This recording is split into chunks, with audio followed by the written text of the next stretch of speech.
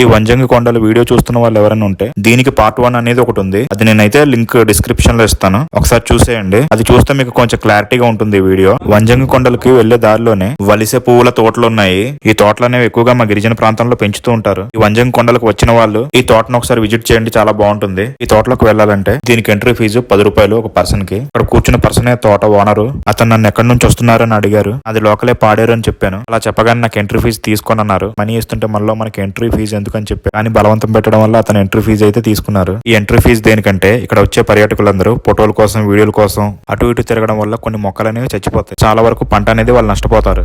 అందువల్ల entry fee అనేది పెడుతున్నారు. ఈ వలస పూల తోటలో కొద్దిసేపు నేను అటు ఇటు తిరుగుతూ ఫోటో షూట్ వీడియో షూట్ అనేది తీసుకున్నాను. ప్రీ వెడ్డింగ్ ఫోటో షూట్ గానీ వీడియో షూట్ గానీ ఇది ఒక మంచి ఆప్షన్. ఈ తోటలో ఉన్నంత సేపు నాకైతే బయటకు రావాలని అస్సలు అనిపించలేదు. నాకైతే టైం కూడా తెలియలేదు. ఇంకా మా కెమెరామెన్ అయితే పదే టైం అయిపోతుంది ఇంటికి వెళ్దామని చెప్పారు. ఇంకా నాకైతే ఇష్టం లేకపోయినా ఇంకా తోట ఓనర్కి అయితే చెప్పి అక్కడ నుంచి నేను బయలుదేరాను. మీలో ఎవరైనా వంజంగి వచ్చినట్లయితే ఖచ్చితంగా ప్లేస్ అయితే మిస్ అవ్వద్దు. ఈ వీడియోకి ఇంకో పార్ట్ 3 కూడా ఉంది. అందులో మరింత సమాచారం చాలా డీటెయిల్ గా చెప్తాను. వీలుంటే అది కూడా ఒకసారి చూడండి.